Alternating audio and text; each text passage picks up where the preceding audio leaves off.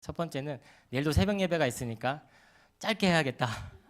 이 설교를 짧게 해야겠다. 이 마음을 다짐을 했고요.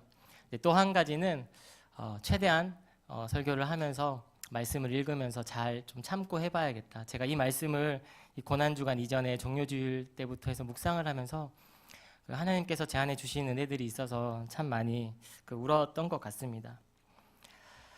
며칠 전에 제가 한 인터넷의 게시판에 어떤 한 글을 보게 되었습니다. 대충 나이로 추정해 보건대 한 20대 초반 정도 되는 사람이 쓰지 않았을까 하는 글이었습니다.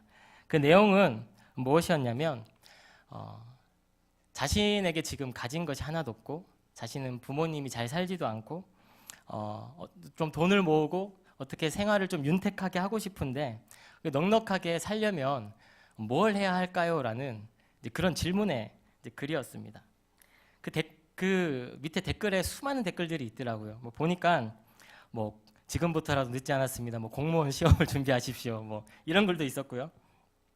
돈을 어떻게든 조금 돈이 모이게 되면 이제 재테크를 하라고 부동산을 사든지 이런 이야기들도 막 많이 달려 있습니다. 근데 그 중에 제 눈에 딱 띄는 한 댓글이 있었는데 그 댓글이 뭐였냐면 당신이 가장 잘 살 수 있는 빠른 방법은 다시 태어나서 부자인 부모를 만나는 것입니다. 이렇게 글이 써 있었어요. 근데 참 가슴 아픈 것은 그 댓글이 베스트 댓글로 이렇게 위에 올라와 있었는데 추천을 한 사람이 수많이 많았다는 거죠. 네, 우리가 흔히 요즘 금수저 하잖아요. 얼마 전에 제 조카가 이제 돌이어서 돌반지를 해주려고 제 동생의 아들이 돌이어서 이렇게 갔더니 요즘은 반지보다 저런 게 더 많이 팔린다 그러더라고요. 금수저가 있어요. 금 젓가락이 있고. 네. 그러니까 이 댓글과 이 사람이 말하는 것들이 바로 이제 그런 것이 아닌가 싶습니다. 태어날 때부터 내가 선택하지 못하고 선택받지 못하면 계속해서 내 삶은 나아지지 않을 것 같은 가지지 못한 것에 대한 그런 거죠. 그리고 또 한 글을 제가 보게 되었는데 여러분 이 사진이 뭔지 혹시 아십니까? 꽤 오래전에 굉장히 흥행을 했던 영화의 한 장면이에요. 매트릭스라는 영화가 있었는데 그 영화에서 이제 주인공에게 어떤 흑인 남자가 다가와서 이제 두 개의 알약을 딱 보여주고 선택을 하라고 하죠. 이 주인공이 사는 세계는 사실 진짜 세계가 아니었어요. 가짜 세계인 거죠. 만들어진. 근데 빨간 약을 먹으면 제가 지금 순서는 정확하게 기억이 안 나요. 어쨌든 빨간 약을 먹으면 너는 지금처럼 그냥 모른 채로 이 가상현실에서 그냥 행복하게 살 수 있다. 하지만 파란 약을 선택하면 비참하고 좀 고통스러울지 모르겠지만 가짜가 아닌 진짜의 현실을 마주할 수 있다. 이제 두 개의 약을 선택하게끔 이렇게 주는 거죠. 근데 저는 이게 무슨 영화의 한 장면인가 하고 그 글을 봤는데 그 글 밑에는 이렇게 써 있었어요. 당신이 지금 두 가지 약을 선택할 수 있다면 당신은 어떤 것을 선택하겠습니까? 설문조사. 빨간 약. 30년 동안 당신은 한 달에 300만 원씩 월급을 받을 수 있습니다. 이렇게 써 있었고요. 파란 약. 그 밑에는 당신은 한국어를 포함해서 6개 국어를 능통하게 할 수 있는 능력을 가지게 됩니다. 그 설문을 선택하라고 이렇게 써 있더라고요. 많은 사람들이 투표를 했는데 의외로 그 6개 국어를 선택한 사람들이 좀 더 많았던 것 같아요. 댓글들을 보니까 막 그래요.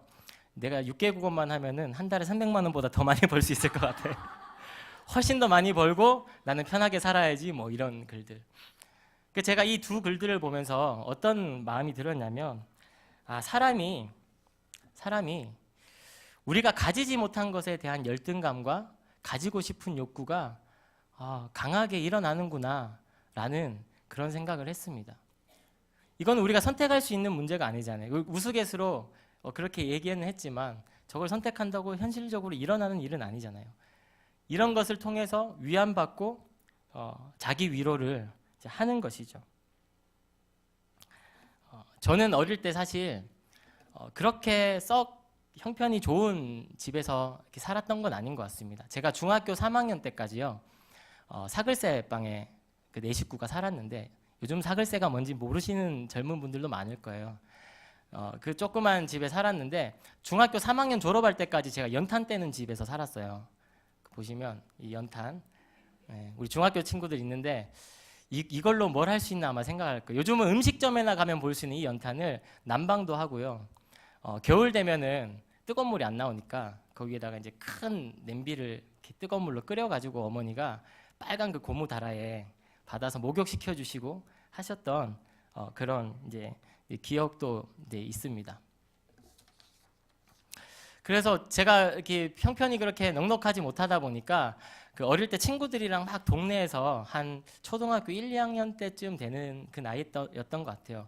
그 어머니한테 100원 용돈 받으면 얼마나 그 행복했는지 그 기억이 나요. 여기 보시면 수많은 군것질들이 있는데 이거를 보고 웃으시거나 공감하시면 최소 80년대 이전에 태어나신 분이 아닐까. 사진이 좀 작은데 저기 보면 제가 좋아하던 그 월드컵 지포도 있고요. 뭐 아폴로도 있고요. 뭐 쫄쫄이도 있고요. 많이 있는데 그 중에서 제가 정말 좋아했던 군것질이 뭐가 있냐면 요런 게 있었어요. 네. 100원이면 저 두 개를 살 수 있었어요. 하나에 50원이었거든요. 밭두렁도 사 먹을 수 있었고 깨돌이도 사 먹을 수 있었어요. 그 얼마 전에 이제 북카페에 제가 음료를 사 먹는데 제가 아이스티를 참 좋아하거든요. 집사님들이 제가 가면은 이제 메뉴 물어보지도 않고 아이스티 드려요 이렇게 물어봐요. 좋아하는데 또 제가 어렸을 때 그 국민학교 앞에 이게 저는 흑백 사진 세대는 아니에요. 근데 사진을 찾다 보니까 이걸 찾아왔는데 여러분 냉차라고 들어보셨어요? 냉차? 그 보리차처럼 생겨가지고 달달한 그 시원한 뭐라고 할까? 하여튼 물을 그 얼음 해가지고 이렇게 리어카의 그 아저씨들이 항상 국민학교 앞에 그걸 해놓고 저거 한 잔도 50원이면 먹을 수 있었어요. 제가 어렸을 때. 100원이면은 너무너무 행복하게 제가 할 수 있는 게 그 많았었죠. 근데 제가 이 옛날 얘기를 하는 게 이 얘기를 하려고 하는 게 아니라 다음 사진이 중요한데 이게 뭐냐면 그 화약으로 이렇게 놀 수 있는 장난감이에요. 그래서 저 총에다가 화약을 끼우고 탁 발사를 하면 실제 총알이 나가는 게 아니라 꽝 엄청난 큰 소리와 함께 동네 친구들이 이걸로 막 총싸움을 하고 이렇게 놀고 이렇게 하는 거죠. 근데 저 화약 자체는 그렇게 비싸지가 않았는데 저 화약총이 당시에 얼마였는지 모르겠지만 그래도 뭐 아주 저렴한 가격은 아니었던 것 같아요. 동네 친구들이 모여서 서로 편을 나눠가지고 막 총싸움을 하는데 저는 저게 없었거든요. 저게 너무 갖고 싶은 거예요. 이렇게 생긴 화약. 저거를 이렇게 탁 터트리면은 빵 소리가 나는 거죠.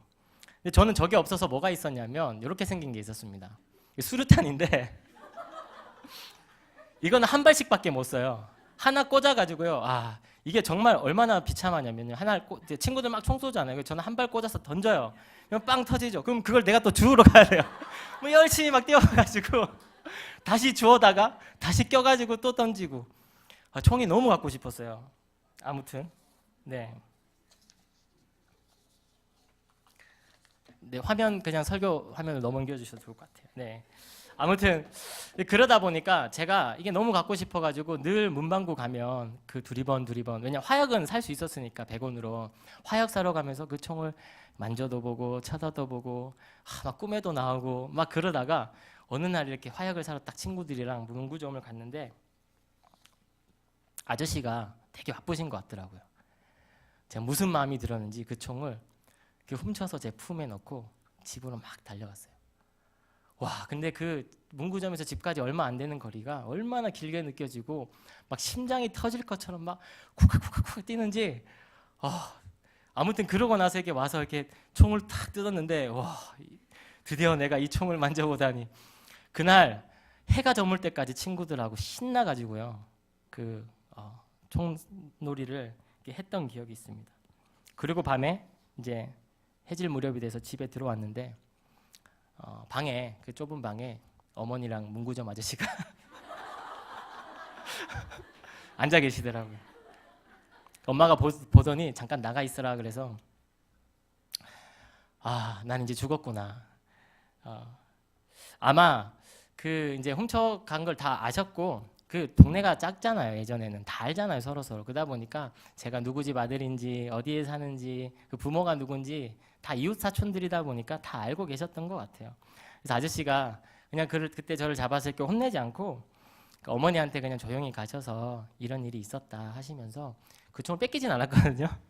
그냥 주셨던 것 같아요. 제가 두 분이 어떤 얘기를 나눴는지 잘은 모르겠지만 이제 추측컨대 아마 이 총을 뭐 이제 손해 보는 게 이 아저씨 입장에서 뭐 큰 거보다 잘 아는 동네에 또 우리 이웃의 아들이니까 이걸로 또 다른 도둑질을 하지 않도록 이렇게 좀 잘 이야기하라라는 의미에서 오셔서 얘기를 이제 하셨을 것 같아요. 아, 그날 밤에 저는요 막 죽을 것 같았어요. 왜냐하면은 이게 정말 죽도록 맞을 일인데 한 말씀 안 하시는 거예요. 그래가지고 이거 어떡하지 하면서 막 마음을 졸이면서 이렇게 잠이 들었었습니다. 그때 처음으로요.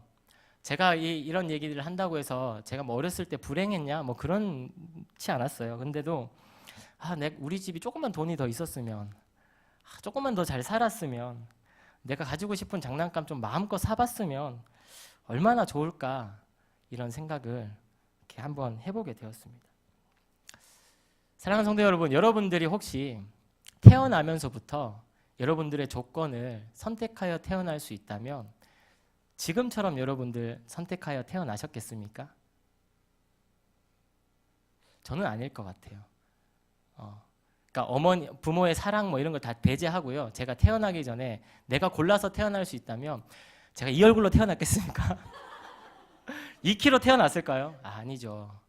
그리고 이건 제가 부모님에 대한 비하를 하는 게 아닙니다. 만약 선택할 수 있다면 조금이라도 더 윤택하고 잘 사는 부모를 내가 선택해서 태어나려고 하지 않을까요?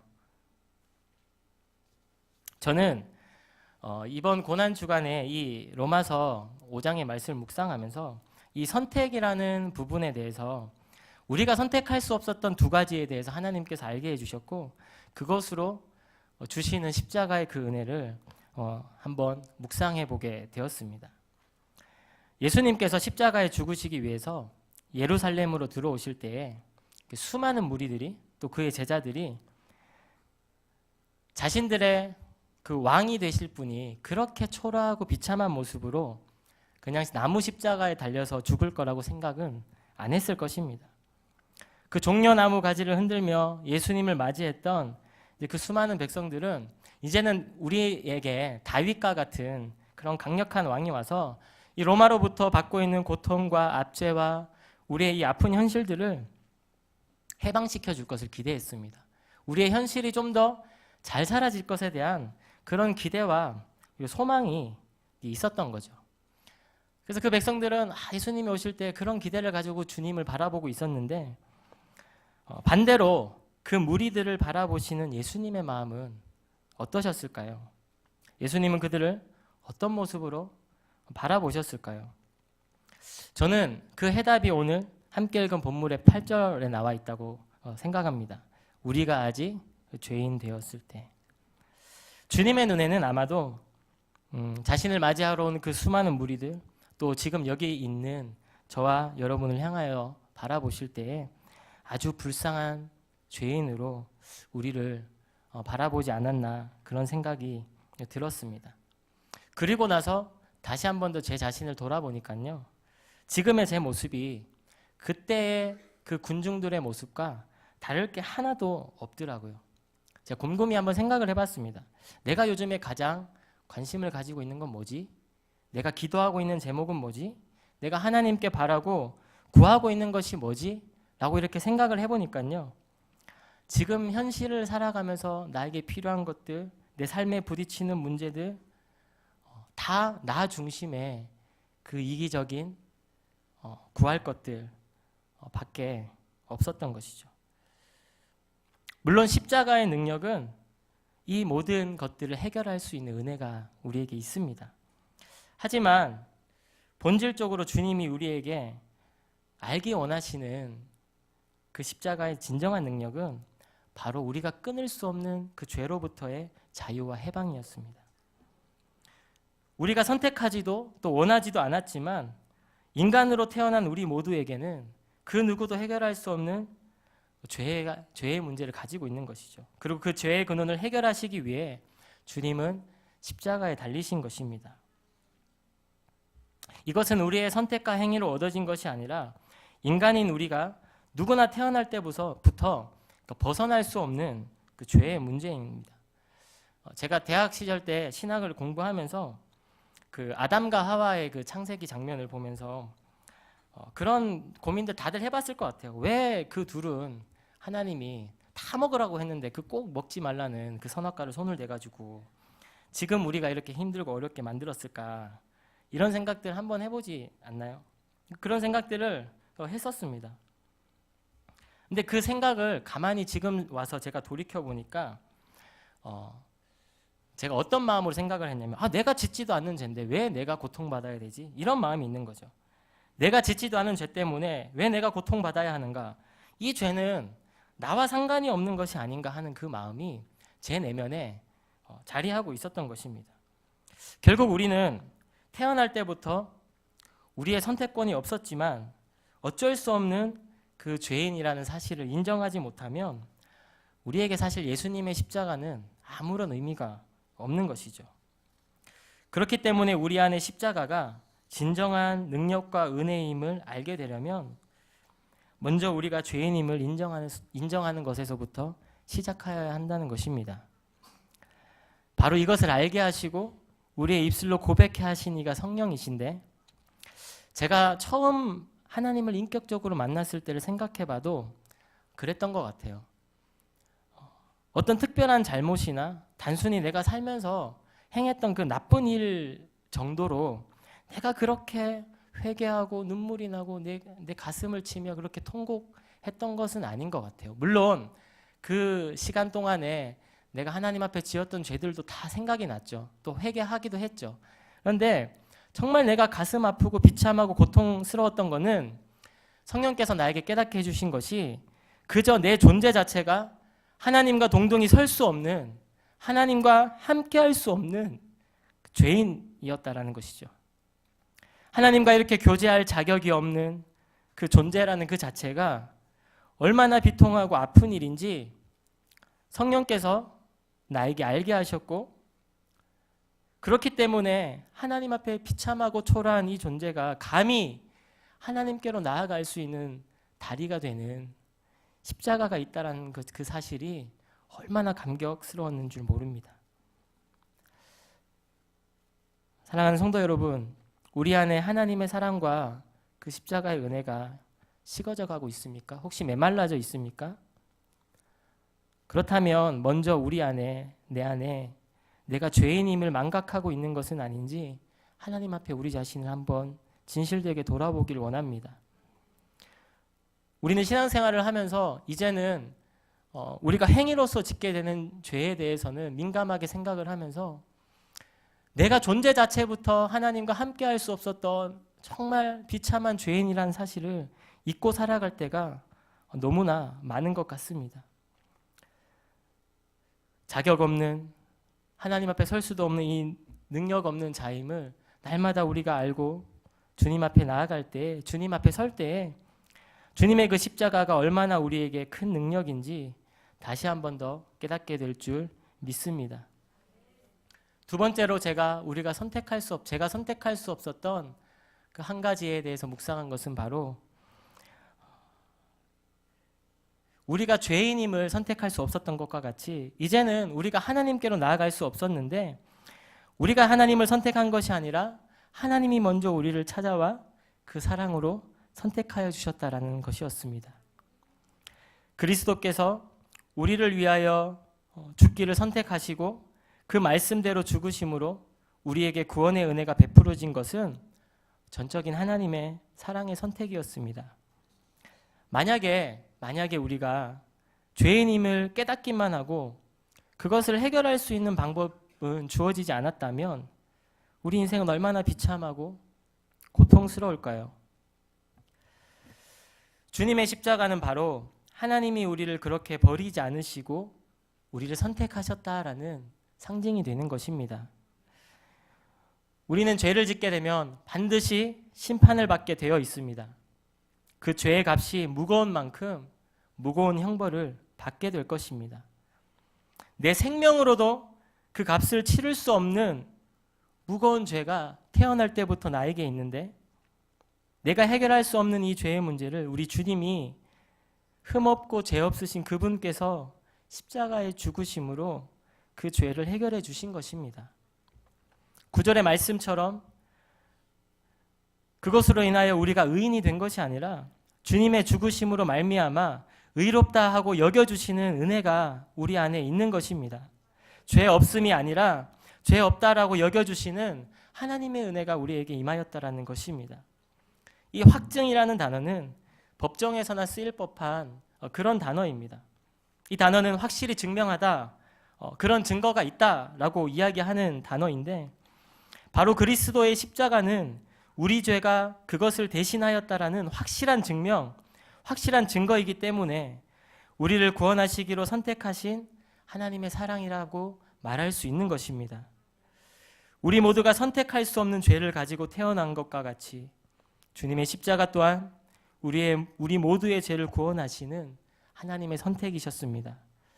그것을 진정으로 믿고 나의 죄로 인해 주님이 죽으심을 믿음으로 고백하는 자 누구에게나 구원의 길이 열려 있습니다.